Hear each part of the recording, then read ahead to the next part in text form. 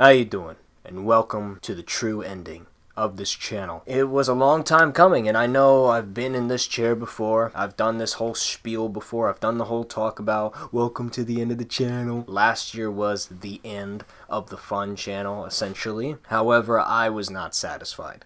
And I'm going to get into all the reasons and discussions in regards to the continuation of the channel for this year. But when I say that this is the end, I mean it this time. Legitimately. So, what do you want to talk about? Well, there's a lot of things that I'm going to discuss about, but one thing that I'm not going to discuss about is the fun channel in its entirety and everything that I've uploaded. I've already did that last year. You know, that was the point of last year's video, was to do a retrospective on what happened with my channel, why I made this channel, what I uploaded on this channel. Even though it's a very shitty video, like if you go back and watch that video, it is fucking trash compared to my video now. Like, if you see me on the screen, I am doing a hell of a lot better than I was last year. I mean, just look at me. Look at me compared to last year's video. I look so much better health-wise. Sure, I ain't bulging in muscles like I would hoped to have been, but I am definitely a lot better shape in terms of both mentality and physical health. So, you know, I'm happy about that. I'm grateful about that. But in regards to discussions,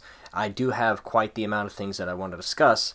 And so many things that I actually, for once in my damn life, wrote notes. Yep, I finally caved in.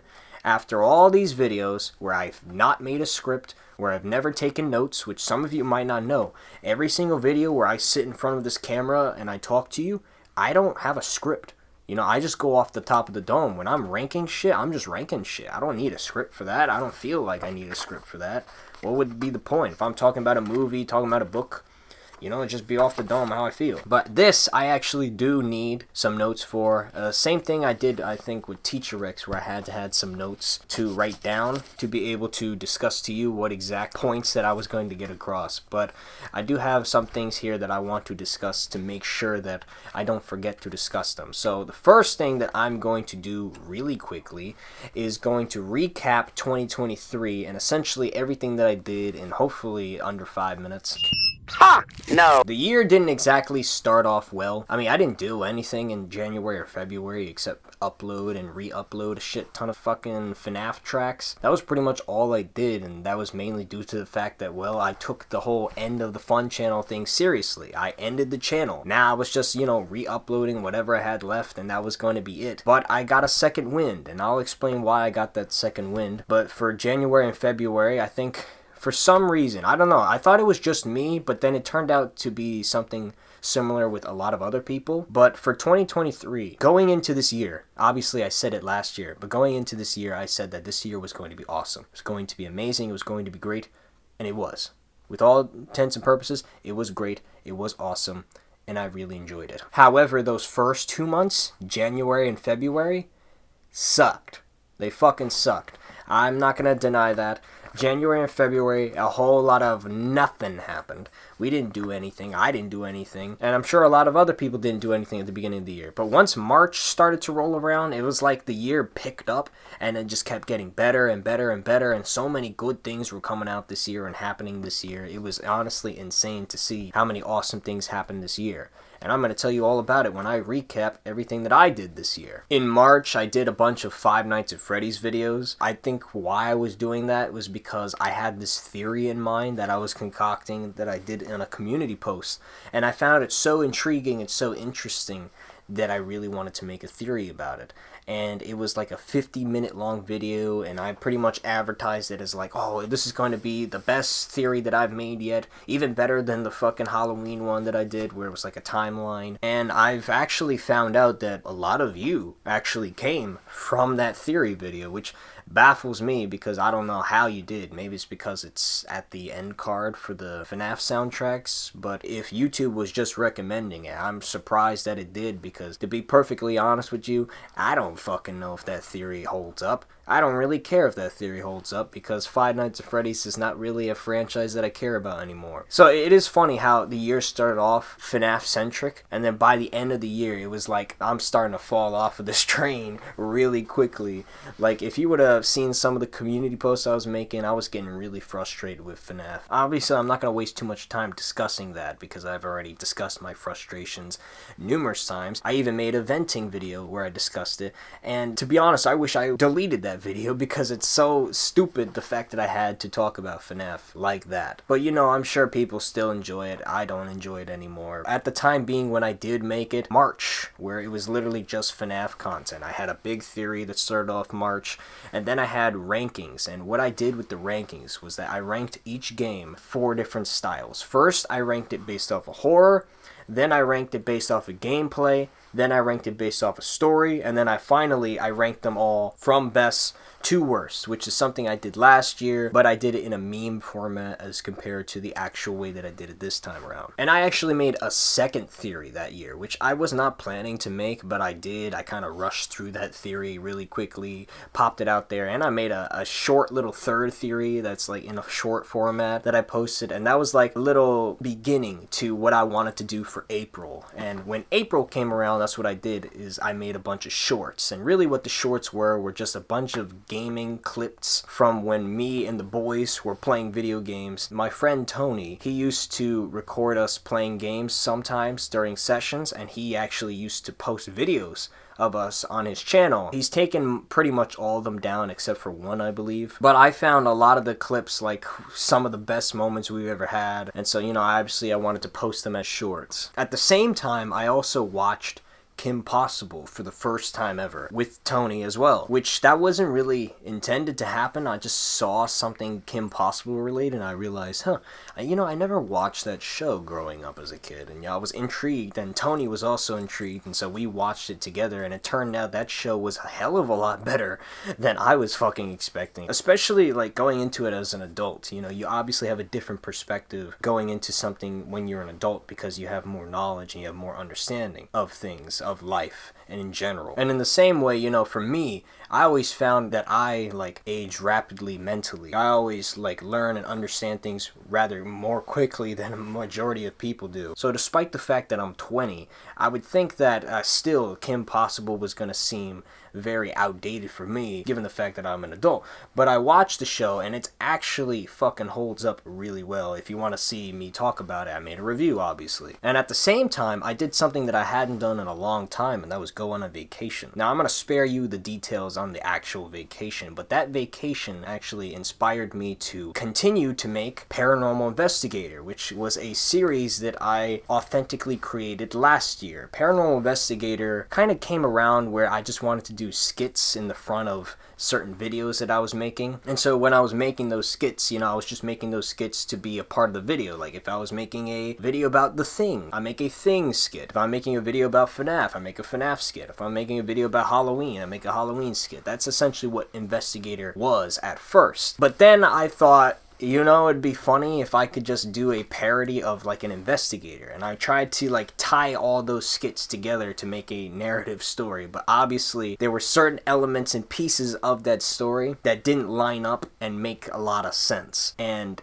I didn't know how exactly to make it make sense, but I split it up into like parts. So it's like, oh, this skit is part 1, part 2, part 3, and eventually it became Paranormal Investigator, where I made one skit where I was this guy who was going to investigate where this kid was and investigate spirits, because the whole point was that it was a FNAF skit, and so I'm investigating the paranormal, like animatronics. Oh, I'm looking for the paranormal. And it became probably one of my favorite skits to actually film, so much so that I wanted to do it again. And when I was on vacation, that's when I started to film more investigator skits. I'm like, you know what, I'm gonna do more investigator skits. I'm gonna start it, I'm gonna put it at the beginning of the Kim Possible video, and then I'm gonna put it at the beginning of specific special videos that I think deserve the Investigator skit. So that's how DVD 1 and 2 for Investigator kind of came around and came to be. Obviously, it was never intended to be what it is, and it was a fucking jumbled mess, but that ended up playing into, if you know, the Randomness Act, which became a storyline of its own to find out the origins there, which, of course, you know, if you want me to talk about it, I will talk about it later with the Randomness Act stuff. Then on to May. Now, May was actually a lot more packed than I remember it being. So at the beginning of May, I think I was planning to do a Spider-Man video, and even now, the video is finished. It was supposed to be a 1K subscriber special. It was supposed to release during Easter, but then it had to be pushed back because I didn't finish it in time. So then it was going to be Cinco de Mayo when I was going to release it. Unfortunately, the video got blocked worldwide, and it sucks because it's really good, and I really want y'all to see it, but I have no way of showing you unless I put it in a Google Drive link, and I have no more storage on this account, on the Fun channel account, to do that. So you're probably never gonna see it unless they decide to be more lenient on the restrictions for copyright, but I don't think they're ever gonna do that. So as a replacement, I just did the full Investigator skit, a DVD 1 in its entirety, posted that on Cinco de Mayo, and then I proceeded to celebrate my birthday, albeit I don't like to celebrate my birthday as grand as most people do. I just really want to go out and eat something. That's all I really want to do for a birthday, is like, let me go eat at this special place that I fucking love. But I decided to make a video because it was like, I always wanted to rank my favorite films, and there was no better time to do it than when I turned 20 years old. Big 2-0. Hell yeah, top 20 favorite movies of all time. I'm sure those movies have even swapped around with other movies because that's how lists work, you know? I'm not gonna just keep the same opinion forever. Like, even now, to this day, still don't know which one is my favorite movie. John Carpenter's The Thing, or Sam Raimi's Spider-Man 2? I don't know, it could be either or, today or tomorrow. Then I asked you what you wanted to see in terms of 28 Days Later, because In the House in a Heartbeat, by this point in time, they were starting to get a little bit dated with all the sound effects, and as compared to a lot of what I improved on in terms of making soundtracks and recreating soundtracks to get the best sound possible, I had an improved website, I had an improved editing skill, and so I was like, you know what, why don't I just update In the House in a Heartbeat? And I asked the poll, and you all fucking said yes. So I did it, I reposted it, and I did the same thing with some other 28 Days Later stuff, fixed that around. And then came a little book called Hell's Gulf, which was made by a small-time YouTuber by the name of Nick Carlson, and I decided to review his book because I was very intrigued with him at the time. And you know, I found out he was an upcoming writer, and I thought I'd give his book a shot and give him some light, you know, give him some credit. Even though he's the bigger channel, I still like to make these reviews so that you know about him, you know, so that you can go check it out, you can have your opinion on it. Even though I didn't like the book all too much, I thought it could have been interesting, but you know, execution wise there were certain things I didn't like that much. So that was a Memorial Day video, and then to end off May was Johnny Wick with Blood Code film version. Now John Wick I just came back into the scene with for Mother's Day when I went to watch John Wick 4 with my mom. Now I have been kind of out of the loop in terms of action movies, in terms of movies in general. Honestly, I don't really watch much shit anymore, but I had seen the original John Wick, and I did really like the original John Wick, but I don't think I was ever invested enough to check out the whole franchise. So I had to binge 2 and 3, and even though the action was amazing, 2 and 3 were not really for me. But then 4 came out, and I watched 4 in theaters, and it was like 4 was perfect for me. It mixed all the cool things that I like about the original John Wick with the elements that they tried to do in John Wick 2 and 3,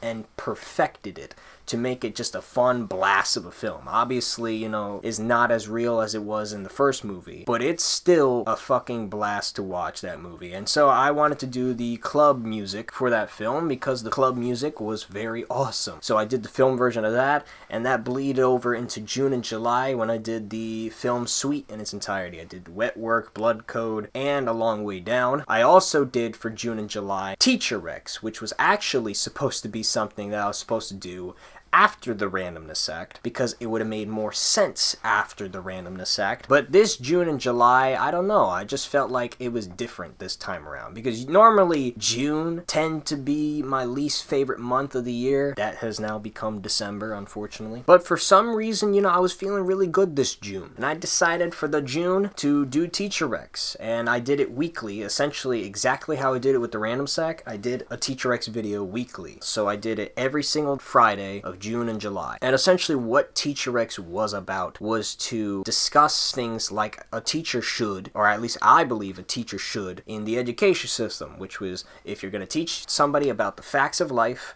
Just teach them about the facts in an unbiased manner, and then when you discuss the other points of health and other such, be more broad about it to allow for you as the audience to make your decision and your call going forward. I'm simply there to tell you the facts. It didn't matter who I was, because who I am is not important. What I say is important, because what I say is the reality, is the facts. And I don't say that because it's my reality. I say that because it is the reality. If you go look up 2 plus 2, it is 4, ain't it? Just because I told you that didn't matter. You know, if I would have told you that, you don't like me, you don't have to like it. But 2 plus 2 still equals 4, though. And so, you know, that's what Teacher X kind of was. And it was kind of also a slap to the serious talks that I tried to do in the prior years, which the problem with those videos was that when I was trying to tell you about something, because I thought I was helping you and I thought I was doing good by like, oh, let me tell you about life and warn you about this and that, what I was really doing was just telling you my opinion about how I viewed life and just presuming that you viewed the world the same way, which in reality was not the case. And even now, some of those opinions that I had, I've changed my perspective on. So that's why, you know, it became a part of the Randomness Act in and of itself. But after the Teacher X videos, I believe in June and July, I also did a bunch of other misc uploads and re-uploads and a shit ton of other shit, including the likes of the End of the Fun channel story arc in its entirety as a full video for, I believe, July 4th, Independence Day. Then came August, and that's when I said that from August all the way to December, the best of content was going to release.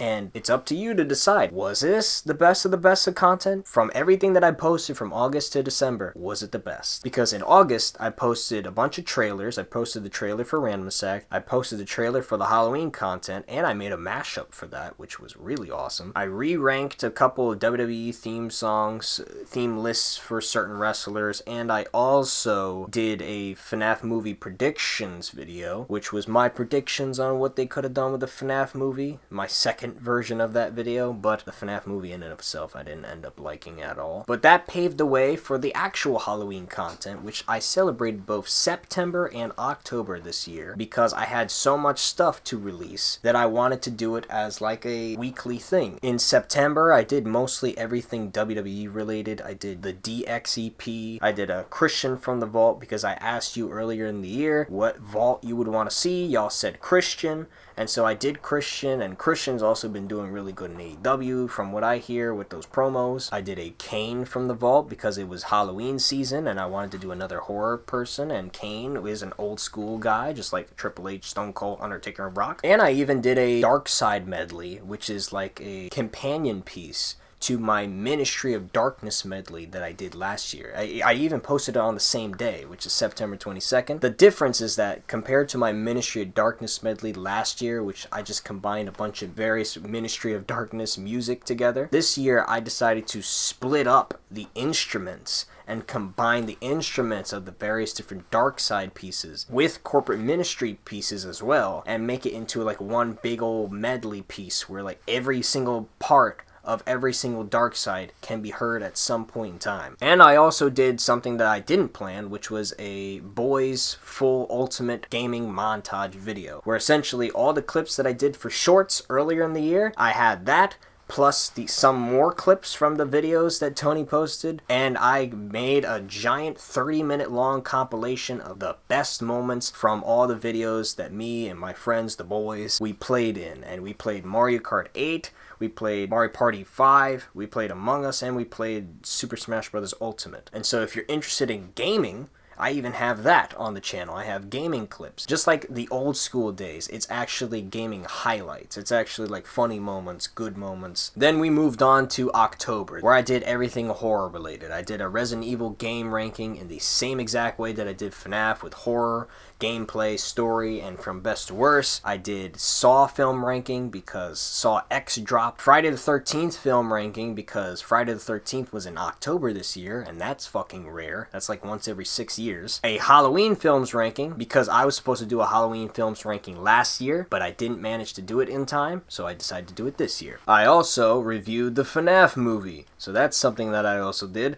And then you had on Halloween Day, I released the Paranormal Investigator DVD DVD 2 in full, which DVD 2 skits were scattered throughout different videos from both the Halloween videos and also videos in like the FNAF movie predictions, Kim Possible one, and I think the Hell's Golf one too. What I like about Investigator is that it's supposed to be like comedic at first. It's not satire like the sofa commercials. It's more comedic in a way to where it's like you don't really know what Investigator's gonna do. He's just going about his day, just investigating. By the middle part, I think, is when the horror elements of Investigator start to pick up. And for DVD 2, I actually decided to give him an ending. He actually did it. He accomplished his goal. Also in October was the first airing episode of the Randomness Act, episode 1. And since October 27th, an episode of Randomness Act has been airing every single week, every single Friday. So October 27th, every Friday in November, and every Friday in December. Hopefully, anyway. I don't know if episode 10 actually aired or not yet. That's just due to a lot of time constraints and problems we've been having. M. James has been constantly getting injured throughout the year, and so that's prevented us from really being able to film the show. His injuries are due to, him playing hockey, obviously. And he's also had a lot of work as well on his own terms. And because I didn't just want to leave you with the Randomness Act, I also did a couple other things in November and December. I did a film ranking for Jurassic Park, which I should have done in like June or July, whenever the 30th anniversary was, because I missed that. I got around to it eventually. I reviewed the prequel book to Hell's Golf by Nick Carlson called The God Tide earlier this month. I posted some soundtracks, of course. Some of it's unreleased stuff. Some of it is remastered stuff, like the Sonic and Sega stuff. And then finally, you had the Spider-Man video, which came out on Christmas Day, me ranking all the Spider-Man films, which it would have been preferable if I did it next year, because next year is when all the other Spider-Man shit is dropping, but I'm not going to be around here next year.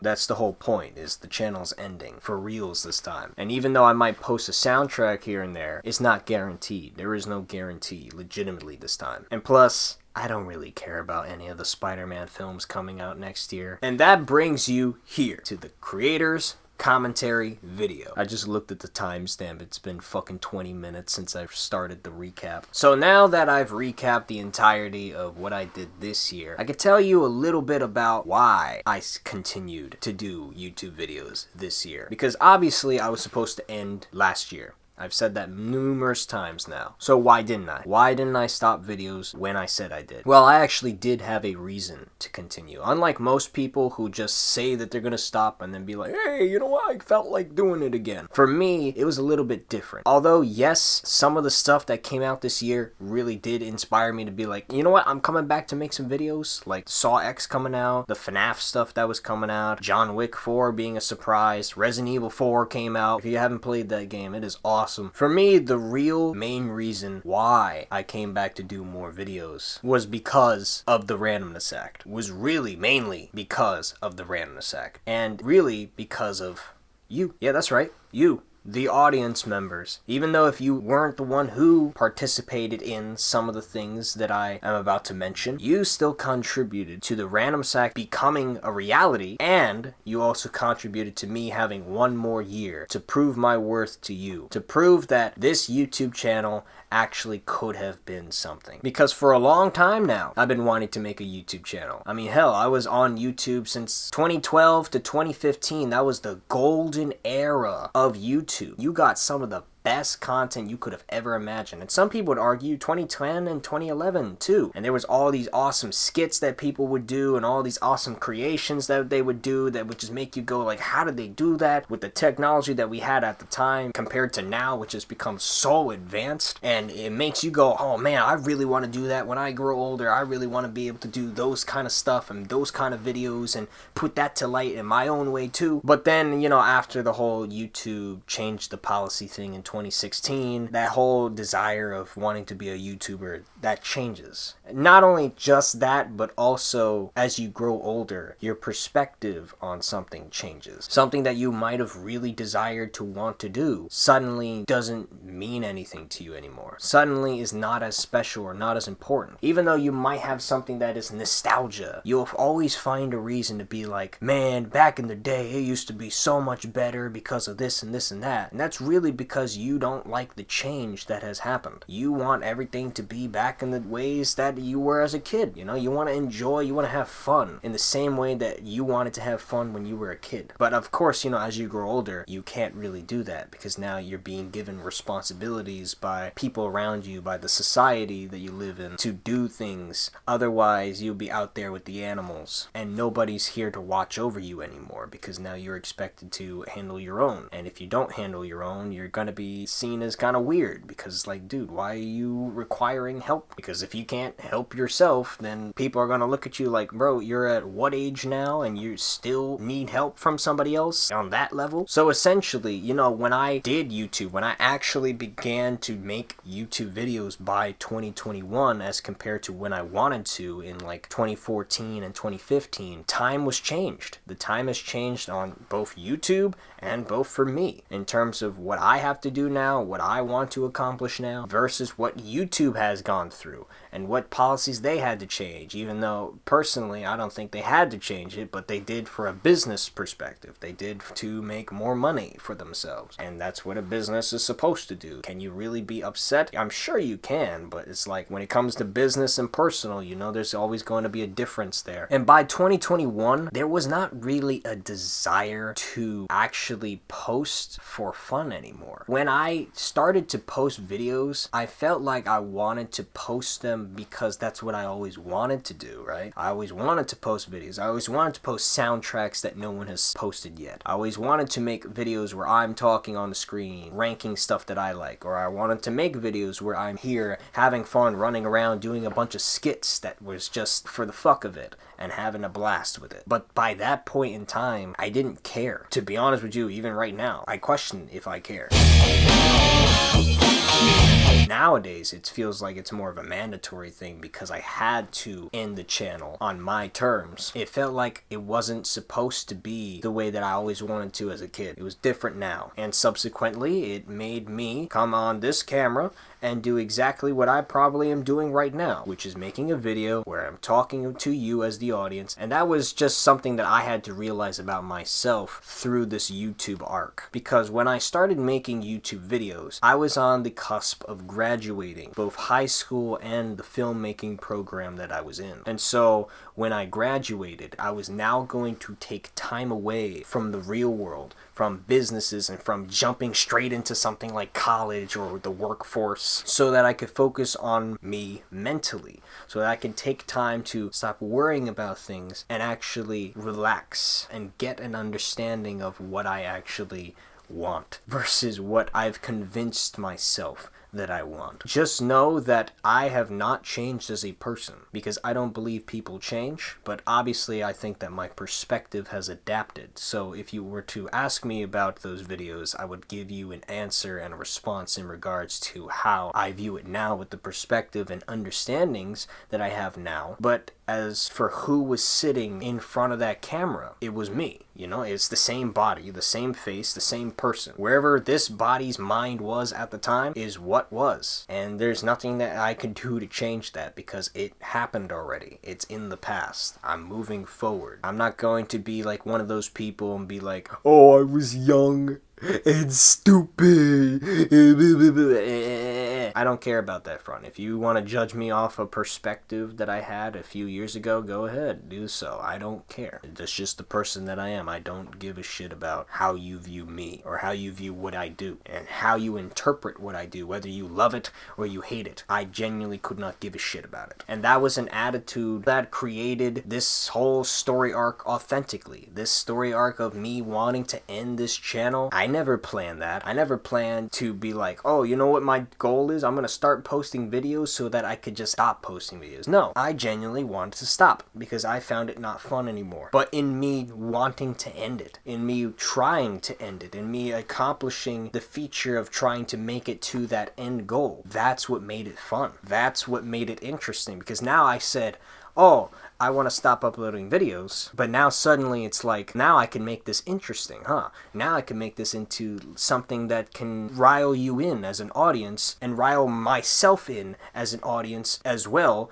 to being a creator as well. And that's where this split of two characters, of me, Eric Moreno, and my internet Elias, the Arex Mavioso character. And that's where that split formulated into these two separate characters for these skits. And that's how the end of the Fun Channel story arc came to be. And I just kept rolling with it. Rolling with that arc. With every video that I was doing. If I was doing a wrestling video, I would have the arc be about wrestling and defending the WWE World Heavyweight title. If I was doing a Saw video, I would have me in a saw trap stuck on the floor. You know, I always had something to roll with at that point. Now, it was suddenly fun. Now, suddenly, this thing that I said that I didn't care about because I didn't care about, this thing that I suddenly don't feel the need to continue, was interesting. Now I felt like there was actually some points, some stakes. And this is something that I mentioned in a community post not too long ago, with the same thing when it comes to businesses. You know how I said that businesses seem to work better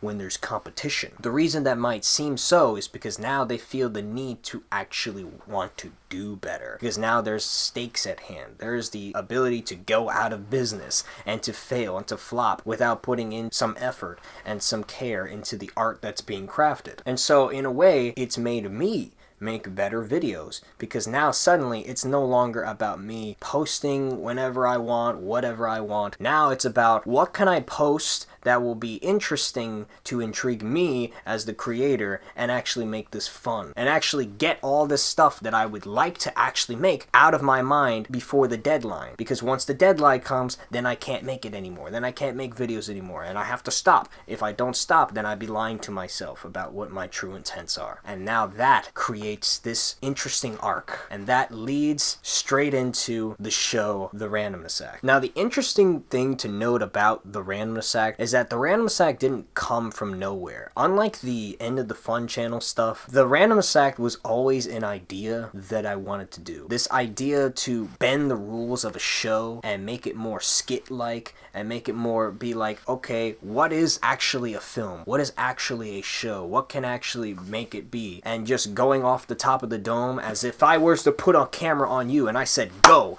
and now you have to create a storyline off the rip, be like, oh, hey Jimmy, how you doing today? Did your dog die or some shit? And then he'd be like, what? My dog didn't die? Well, you thought my dog died? He's like, oh, why you getting mad at me, Jimmy? And then just going off of something like that and keep on going. That's what the Randomness Act was supposed to be like. It was supposed to be like improv storyline. You create a character in your mind, you embody that character really quickly, and you just roll with that character and see if you can make a full storyline out of that. It's like if you were to watch something like wrestling, where there is no ending to wrestling, and you have to keep evolving and just making a different character and personality just to keep your job, essentially, and stay on TV. Something along the lines of YouTube videos of the old, where they were skit-like, and you would just make a bunch of skits just to make skits, and they would be comedy acts. Something that's similar to what TikTok and stuff like that does today, albeit not as strange. And hell, maybe you could even like pick your own choices, pick your own routes of like, what choice do you want to make at the end of your video? You want to go this path of the option, or this path? I had this idea in mind since like 2016, but obviously you might know the idea of picking your choice at the end of a video from Markiplier, because Markiplier ended up taking that idea and he rolled with it. Now, I'm not gonna sit here and be like, oh, Markiplier stole my idea, because no, I'm not gonna do that, because obviously, you know, he had a similar idea as me, and unlike me, who didn't really have any equipment to film or to make anything, he did, and he rolled with it, and he got it, and he has more subs, so obviously more people are gonna check him out. You know, I'm not salty about that. He got there first. Hell, he even beat me to something like Unis Honest. Like, something like Unis Honest was also going to be something I was going to do with Randomness Act, playing into death, playing into the whole idea that you're on a time limit. And, you know, he beat me to that idea too, albeit his was a lot better than my idea. His was executed perfectly. Fucking hell, Unis Honest was great. At the same time, though, I was letting that stop me from actually making the show, because from all these things that people were already doing, I didn't see a point to do Randomness Act at a certain point in time. This idea that I came up with in like what, the summer of 2016 no longer seemed to have any value. And plus, at that time, that's literally when YouTube changed their policies, and suddenly this doesn't seem fun anymore. It's not interesting. It's not enjoyable. Now now that I made my own reason, I can make it fun. And it doesn't matter who watches it, who sees it, if you watch it, or if you see it, because that's not the point. The point is for me to have fun. What is the channel name? It's not your channel. It's not A-Rex's audience fun channel. It's A-Rex's fun channel. Now, some of you might be quick to say, wait, wasn't this channel named A-Rex's Mavia? And I'd say, yes, it was called A-Rex's Mavia. However, I decided to change that channel name because that channel name was inaccurate. Because the channel name, if it was implied that you are my Mavia, if this channel is about my Mavia, you as the audience, then I would actually make videos catered to your desires. But I don't. I don't make videos for you. I make videos for me. And me saying that I make videos for you and that you are my Mafia and that I claim you puts responsibility on me to look out for you, which is the last thing that I, as a person, want to do. I don't want to think about the thousands of people subscribed to my channel because I don't care about the thousands of people subscribed to my channel. And maybe some of you might get a little insulted by that, but it's true. It's just the honest truth. You know, I never intended for all of you to sit down and watch my videos, nor did I intended for you to sit down and watch the Randomness Act, but some of you did. And you know how you did it? It wasn't because I told you, go watch the Randomness Act, you son of a bitch. It was because you did it yourself. You chose to watch the Randomness Act out of your own free will. And that is why the channel name was changed to A-Rex's Fun Channel. Because now it makes more sense. The channel is for me, my entertainment. Everything that I post was because I wanted to post it. And you as the viewer, you are just somebody who gets to view it as well. You are somebody who gets to view the publication of what I did. So that begs the question of, if you wanted to do it for you, why'd you post it publicly on a platform for people to view? Because that's the point. I wanted to do it for me, but I want to allow you to also be able to view it. Because you being able to view it is what makes it more interesting. If this was all just for me, what would I gain from that? What would I gain from living all the way till my death, dying, and all of that being meaningless? You see, when death comes calling, it's over, and everything that I've lived no longer serves a purpose. But by posting it publicly to each and every single one of you, it's now no longer just me being able to enjoy my own creations and my own fun, but now it is slowly me being inserted into you, into your mind, into what you view. Now, when you think about my channel, sometimes you may just be there just for the soundtracks, just to view a soundtrack and be like, oh, look at this soundtrack this guy uploaded. And you'll watch it and you'll listen to it every day, not caring about who actually posted it. But to those who stuck around for me, now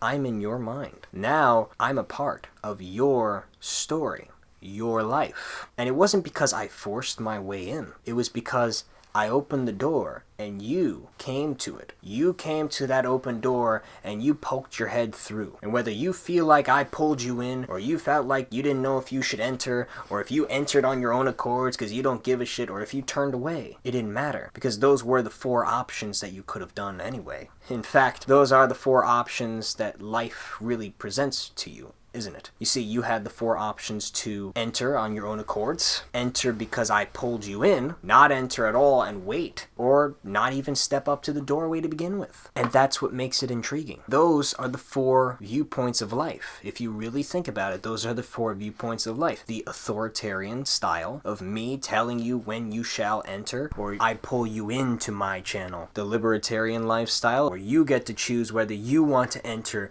on your own accords, or if you want to leave on your own accords from my channel. You have the balanced lifestyle, where I give and you receive, and you give and I receive, and we trade each other in regards to information on this channel, whether it be you give me information on a soundtrack and I deliver the soundtrack, or I tell you about something and now you're aware of it and now you have something to enjoy. And then you also have the death lifestyle, where you can just avoid my channel altogether, never click on it, and never even get the chance to see me talk, never even get a chance to experience life here on this channel. Of these 3 styles of life and of death, you have exactly what the Randomness Act delivers in its storytelling. You see, it was there all along. It was right in your face. It was so obvious that some people already probably figured it out, and others didn't. You see, the thing about self-insertion, when I insert myself into a story, that automatically makes the story about me. That automatically just makes it my story to enjoy.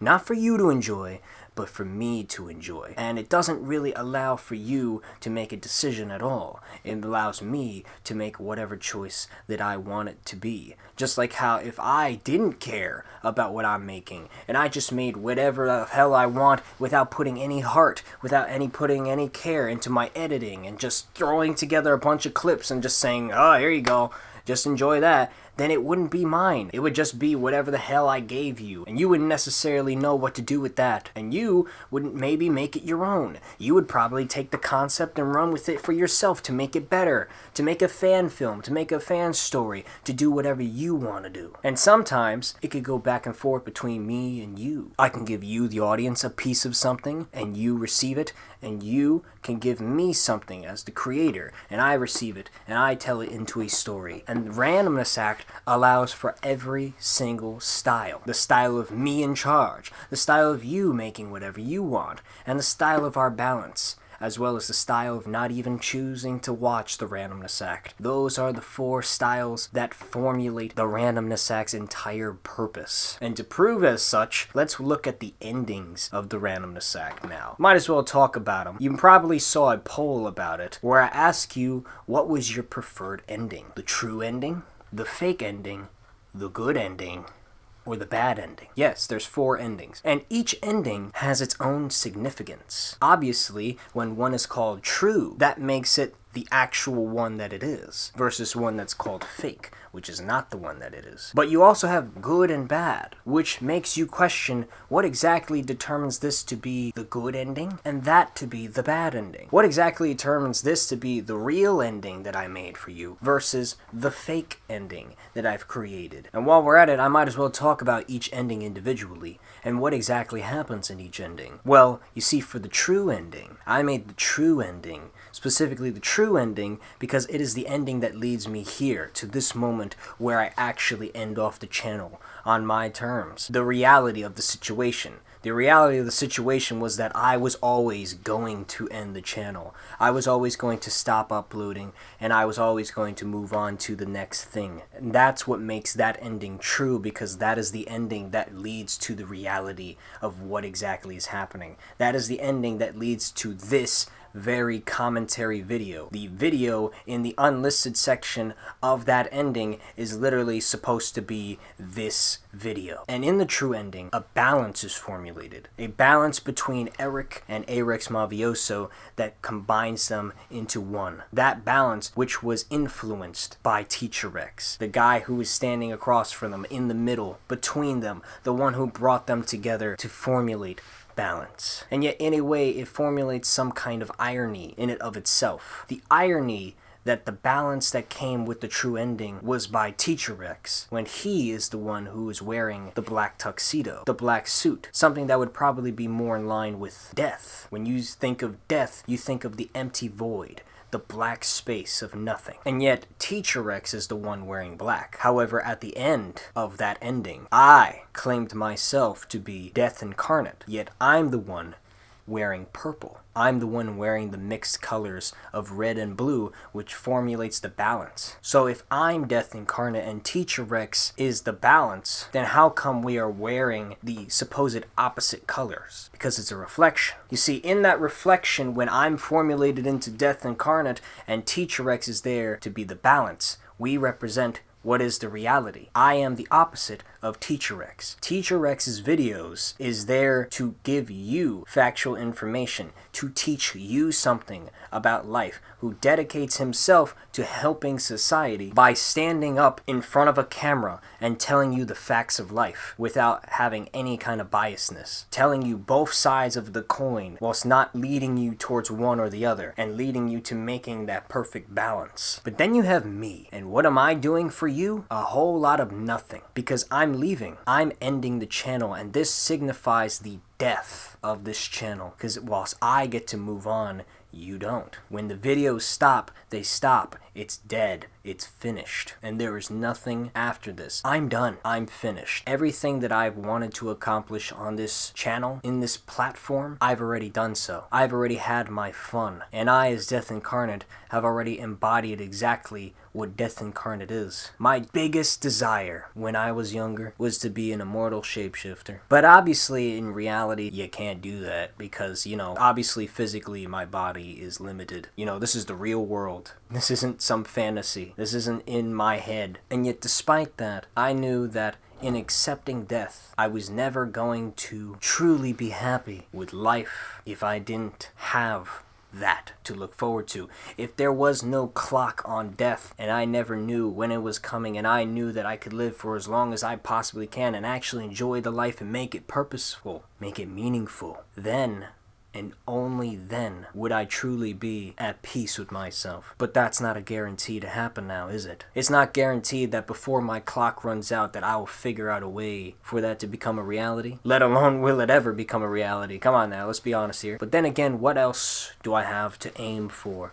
To shoot for? If not that crazy-ass goal. And in a way, I've already accomplished that goal. Maybe not physically, maybe not in person, but through you. Because through you, I've created that goal. Through you, I am an immortal shapeshifter. Not because I told you that I am, but because of what you have done to yourself. You see, by clicking on my channel, clicking on my videos, with my face in it, with my voice in it, you now have my being in your mind. Whether it be currently right now, whether it be far in the future, whether it be just for a one-off day that you probably won't remember me tomorrow. For me, I've already infiltrated. I've done exactly what I've done. I've made YouTube videos, and these videos, for as long as this platform goes on for, will exist. They can't be destroyed because they're always here. And even when they're deleted, they're always in the algorithm. They're always in the system. They are immortally living on, leaving my life and my legacy on this channel immortal. And through you, you have different perceptions of me, a different perspective of me. And those perceptions could see me in a good light, think that I'm a genius, that I'm awesome, that I'm so cool and badass.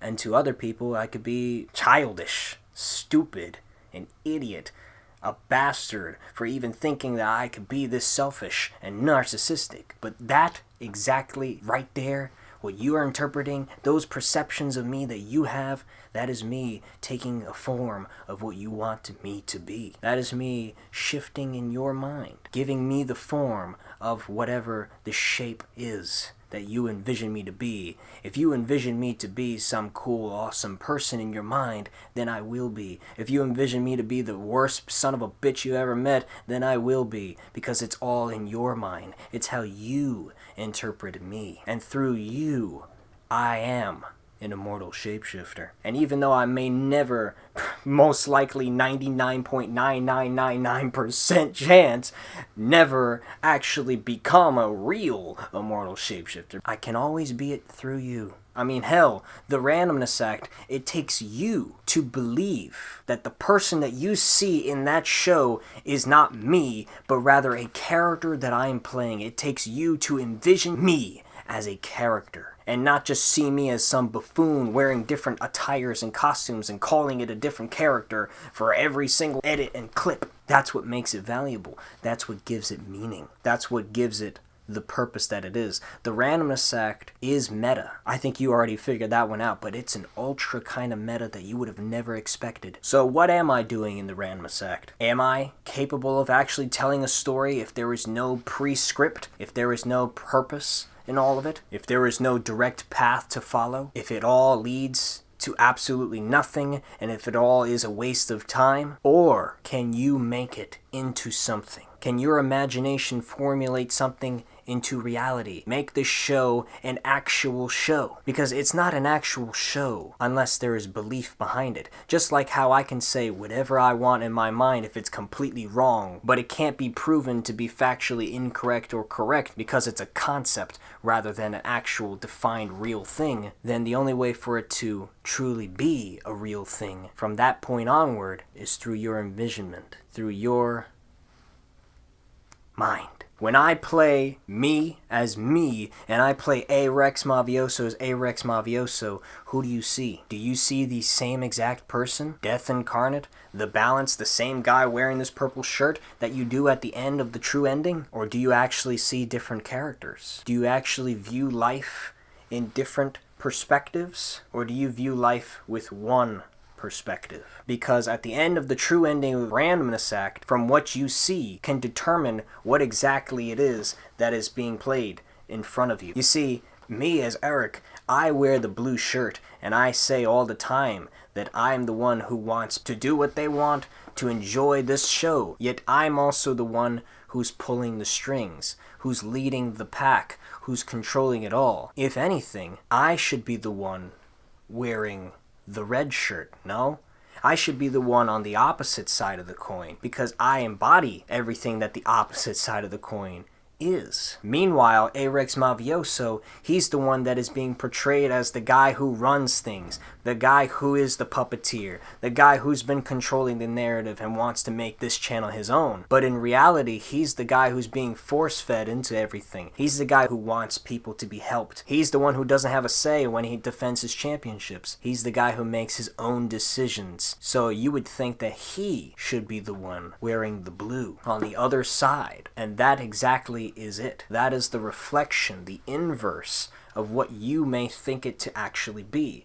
Because whilst I can tell you one thing, you can think of it as another. The characters intertwine with each other depending on what ending you get. And even so, all four endings represent the four perspectives that I've described. The authoritarian, the liberal, the balance, and death. You have the true ending, the balance, where A-Rex Mavioso and Eric Moreno come together and formulate as one. You have the fake ending, where I, Eric Moreno, succeed. And whilst I may say that's the liberal ending, it seems more like the authoritarian ending, because that was what was scripted to be, was it not? That is what I made it out to be. I made A-Rex Mavioso to be the villain, did I not? And as such, it played out exactly as it would if I made that story, which is what makes it the fake ending, is because this is how you would see the story ending, but that's not how it actually ended. And then you have the good and the bad ending. The bad ending, where you see A-Rex Mavioso winning the WWE Undisputed World titles because you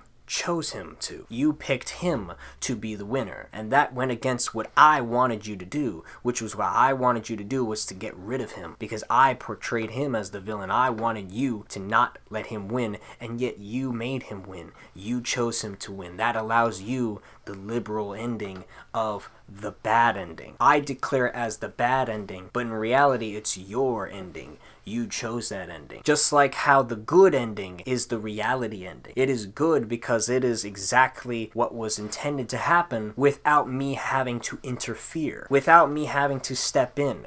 A-Rex Mavioso dies. He is gone. The Undertaker beats him, claims his soul. Death came to A-Rex Mavioso and he claimed. And that formulates the good ending, because I never had to step in once to make A-Rex Mavioso lose. He made himself lose through natural causes. And even so, the choices in and of themselves are a reflection of the exact same unlisted choices that you got in the very first episode of the Randomness Act. Think about it. If you got the true ending by choosing knife to stab the Undertaker with the knife that then eventually leads to A-Rex Mavioso talking with me and the whole Teacher X debacle and us coming together, if you chose that ending was on the right side of your screen. In the same way how in the first episode, when you're given the choice to shake A-Rex Mavioso's hand or not, on the right side of the screen was friend. And by shaking A-Rex Mavioso's hand, you make peace with him. You allow yourself to be at balance, to understand his perspective, and allow for him to redirect you to somebody who could actually help you. Teacher Rex. Isn't it strange how Rex doesn't know who Teacher X is in episode 10, in the true ending? But if you were to choose him to be your friend, to understand his perspective, he suddenly knows who he is. He suddenly knows the balance of life because you allowed him to, by understanding his perspective, by choosing the path of balance. However, in episode 10, if you pick the left side of the screen when you're fighting the Undertaker, if you pick that magical orb, that glowing blue shine, that would lead you directly to the fake ending, where Arex Mavioso destroys the Undertaker in some mystical way, and then I attack Arex Mavioso and lock him up and say, game over, motherfucker. If you may recall, in the first episode, when you're given the choice to shake Arex Mavioso's hand, on the left side of your screen was foe, and by clicking foe, you chose to be enemies with Arex Mavioso in the exact same way that I wanted you to. When I said that he is the villain, and I told you that he is the villain, and you picked that choice, where did it lead you? To the Randomness Act. The Randomness Act title card plays, and now you are a part of the Randomness Act. Now you allowed the story to play out exactly as I wanted. Just like how in episode 10, if you were to make that same decision, you would let it end exactly on my terms, on how I would want to, on how I would want to lock him up for good and leave him to be gone forever. But something some of you didn't know is that by sitting and doing absolutely nothing, the next option appears just below your screen. The third option. In the episode 10, when you see the Undertaker coming up to Arex Mavioso, you get the third option. And that third option leaves you to the good ending. The ending where death claims Arex Mavioso and the Undertaker wins. In the same way how if you make Arex impatient in episode 1 and you keep clicking that you don't know what choice to make, friend or foe, Arex eventually makes the decision for you. He leaves you behind. He sucker punches you, he stomps you out, and he leaves you behind, leaves you to die, leaves you to death. And what video pops up when you're there reaching out for Arex Mavioso? The end. Last year's commentary video. Because last year's commentary video was the supposed end, the death of the channel. It leads you directly to that video because that is how it was supposed to originally go. And because you didn't make a decision, because you let death claim you, you allowed for the good ending to happen in its own way. The good ending for me, where I indeed end off the channel still in 2022, in the mindset that I was in 2022 as compared to the mindset that I'm in now. And of course, last but not least, you have the secret choice. The secret choice of avoiding the Undertaker fight altogether in episode 10 by just giving Arex Mavioso the victory. By choosing Arex Mavioso to win the undisputed WWE World titles in episode 10, you allow for Arex Mavioso to be free, and you get the bad ending when you defy me. You defy what I have to offer to you by making your own decision in the same exact way that you could have avoided the Randomness Act altogether by making your own decision to not watch the show. When Arex Mavioso gives you a choice, you didn't have to click one of those unlisted choices. You could have just clicked off the video and did something else with your time. And that, my friend, is what grown-ups like to call irony. The irony of time and how you utilize that time and what exactly that time leads to. That is not a decision for me to make for you, but rather a decision that you've always had to make for yourself. You see, you were always being given the choice. Whether it's a choice that you wanted to make or not, it was up to you. Whether you wanted to choose to defy me, whether you wanted to choose to go with me, whether you wanted to choose to find another way around it, or whether you wanted to just not invest at all or waste the time. That was always on you. In the same way how right now it is in your choice and endeavor to watch this commentary video. I can tell you to watch this commentary video and you could listen to me and follow that command. Or you can watch the commentary video on your own because you want to watch the commentary video and you coming by. Or it could be a mutual thing where a part of you is interested in what I have to say, but also another part of you knows that you don't have to fully invest and you could balance between the two. And then there's that other one where where you could just not watch it at all, where you never even gave it the time nor the care in the world because it never even crossed your mind and I never even popped up on your recommended feed. That is exactly how the show of the Randomness Act is supposed to play out. It's supposed to be broad. It's supposed to be contradicting. It's supposed to seem like it doesn't mean anything, because on one side of a coin it doesn't mean anything, but on the other side of a coin it can mean something. Or maybe it's a mixture of both, or maybe it's not even worth the time. And in a way, I see these same exact choices and how valuable they are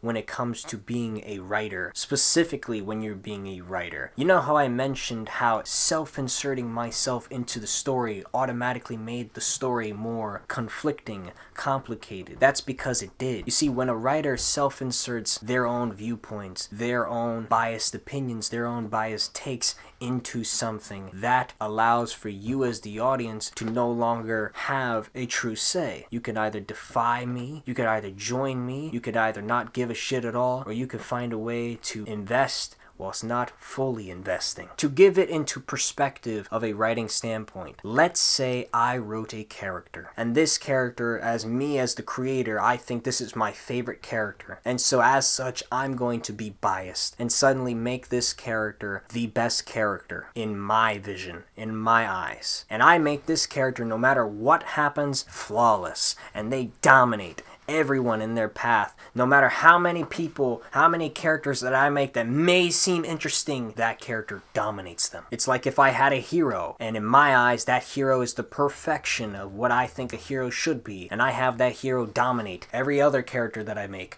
whether that character is an anti-hero, an anti-villain, a villain, another hero. I make this hero win every time, and maybe even the same exact way. Some of you might be invested in that. Some of you might like the fact that I am doing the same thing over and over and over again and giving you the same kind of shit. Other people are not. And some people didn't like it from the get-go that I was doing that. And to see me constantly doing that, they want nothing to do with it. Some people were on board with it, tried to invest, but over time started to get bored, starting to get a little bit agitated over the fact that I'm doing the exact same thing with the same character again and again and again with nothing new, and they fall off the train too. Other people never cared, never even invested, never even gave it a shot, and it's probably not even because they didn't like it or not from the get-go, it's probably they didn't even know about it. But that is what complications that I could possibly see in self-insertion with writing, because the best writing style to truly allow for any audience, for every audience, to truly have something to discuss, whether it is something to discuss that they like or to hate, to constantly get people talking, means to have a story that allows for character to be viewed on one side, characters to be viewed on another side, characters that people can be morally conflicted about, whether they enjoy them for this reason or one another, and then for some people who never truly got invested to begin with, but may have heard about it. When I don't insert my biased take into something and I allow it to flow, then who I am no longer becomes important, but rather what I have to say is important, and whether what I have to say is indeed an actual message, or if it's just me coming up with a bunch of kahooble just to talk about for this very commentary, is up to you to decide. Because whilst I can say one thing, you can think another. But the beauty of it is that I'm not forcing you anything. I, as the creator, am not telling you you have to look at it from my view. I am not telling it that you have to make your own view. I am simply saying that there is a view to be had. And that, my friend, is what I'm leaving you with. So, I guess the $1 million question comes in now. What now? What's next?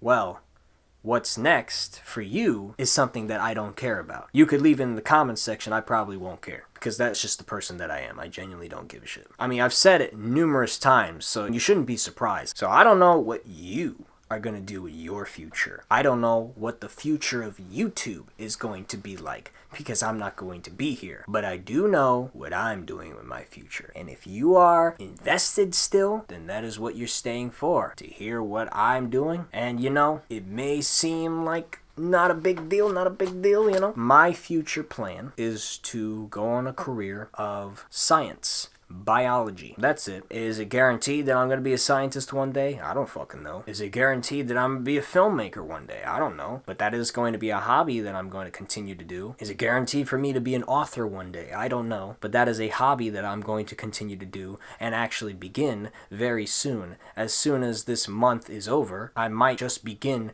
writing my stories for the first time. After years of planning, I might actually start to jot them down on a piece of paper. I might even make more music. I don't know, but it's possible, ain't it? Just like how it could be possible that next time you see me on a camera, if at all, I could be jacked, or I could be in a lot worse shape. Who fucking knows? That is the beauty of it. Whilst I could want something, you could want something else, but there is no true route. And no matter what your opinion or take on that is, in the end, it doesn't matter now, does it? Because in the end, I don't care. And in the end, all of this could have meant the world to somebody, could have been a betrayal to somebody else, or it could have meant nothing at all. Or it could have just been a guy being a YouTuber, posting videos. Hell, even what I uploaded, it could be viewed as such. When I began this channel, I uploaded broad soundtracks, random soundtracks that I wanted to upload. And as such, for those who subscribed for that reason, you're going to get viewers who view that